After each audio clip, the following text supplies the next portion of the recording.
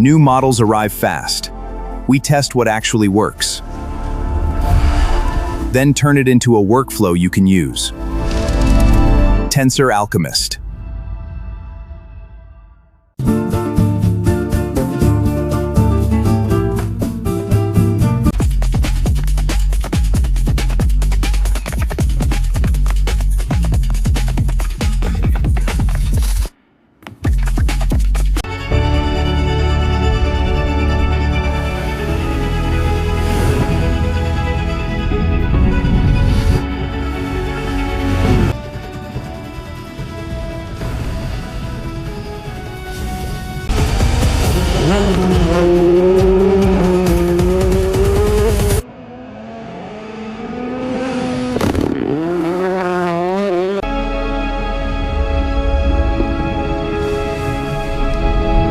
Minimax H3 is finally here with full ComfyUI support, and this changes the open-source video landscape completely.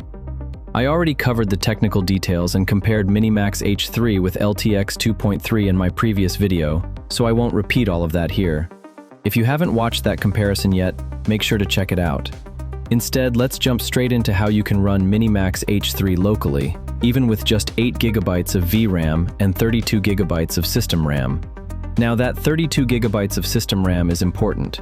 You need it for model offloading alongside your VRAM because the H3 diffusion model is 21GB, the NVFP4 text encoder is 15.7GB, and the two VAE files take up around 5.8GB combined.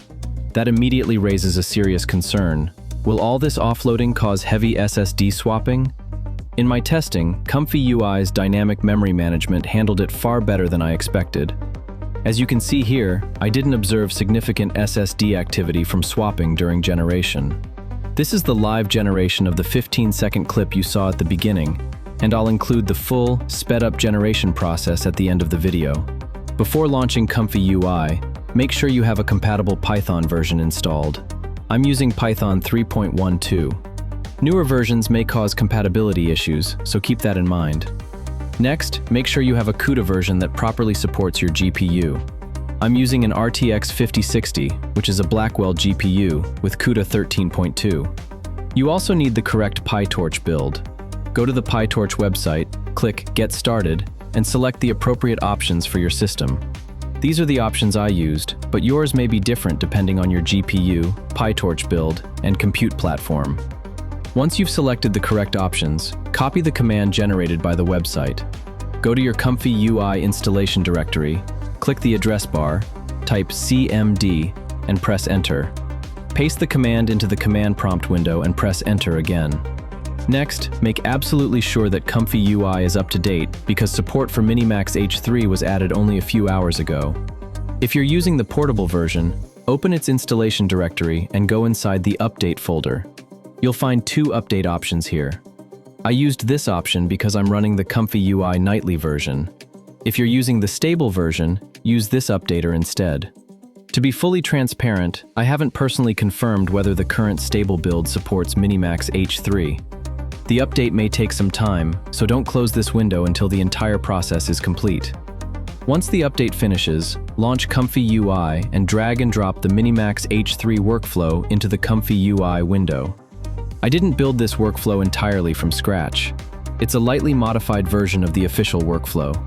If you want to try the original version, click Templates.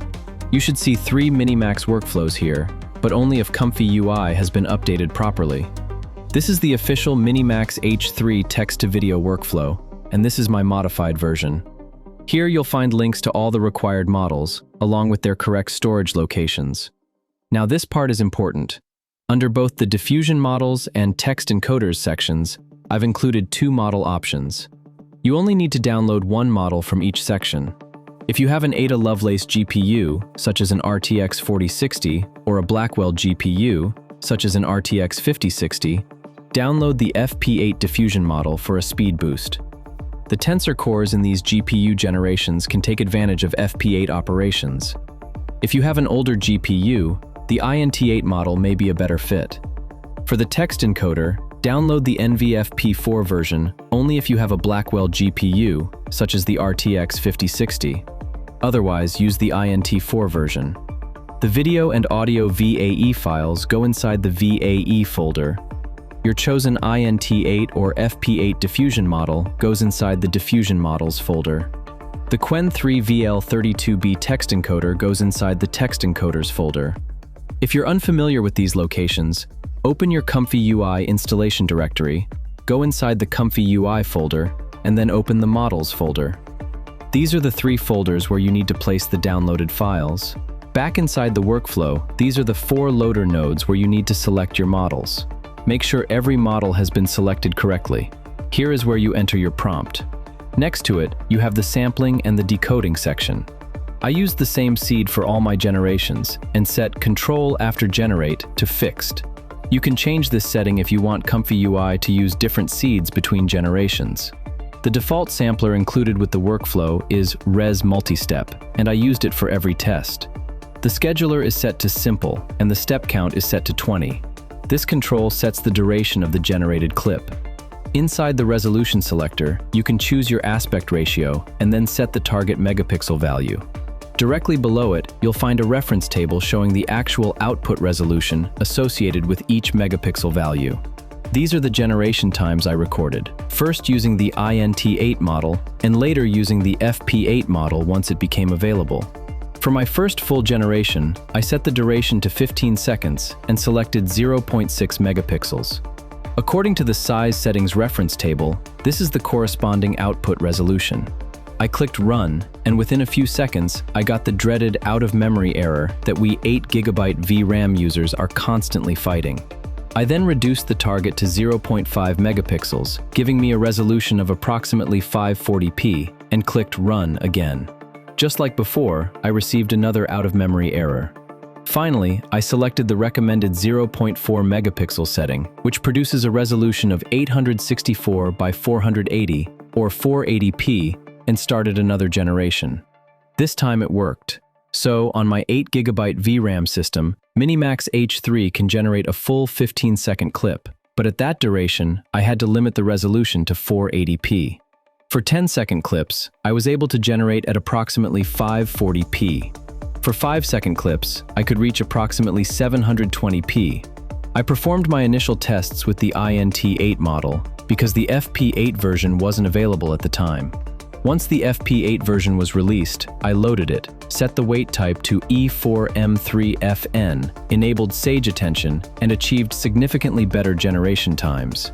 Even with those improvements, Minimax H3 still takes considerably longer to generate a clip than LTX 2.3. However, its consistency is remarkable. In my LTX 2.3 testing, I often needed multiple generations to get a strong result, whereas H3 produced usable results far more consistently. You can also interpolate the generated frames with this workflow if you want smoother motion. However, I found that interpolation can remove that cinematic feeling from the footage, so I prefer to use it only on selected clips. Finally, you can use the RTX Super Resolution workflow to upscale your videos to 1080p, 1440p, 4K, or any other resolution you prefer. Just make sure the frame rate of your input video matches the frame rate inside the Video Combine node. Otherwise, the timing can fall out of sync. One clear limitation I noticed appears when generating wide shots containing distant faces, especially at lower resolutions such as 540p. Facial details can quickly lose their structure and become distorted. When I changed the prompt to use a medium close-up and kept the subject much closer to the camera, the problem largely disappeared. You'll almost certainly encounter other issues when experimenting with different scenes, compositions, and types of movement. Don't expect perfect results every time, especially before you've developed a better understanding of how the model responds to different prompts. Let me know about your results in the comments below. Drop a like if you found this tutorial helpful, and subscribe to the channel for more tutorials like this. For now, I'll leave you with the complete sped-up generation so you can observe the VRAM usage, system RAM usage, and SSD activity throughout the sampling process.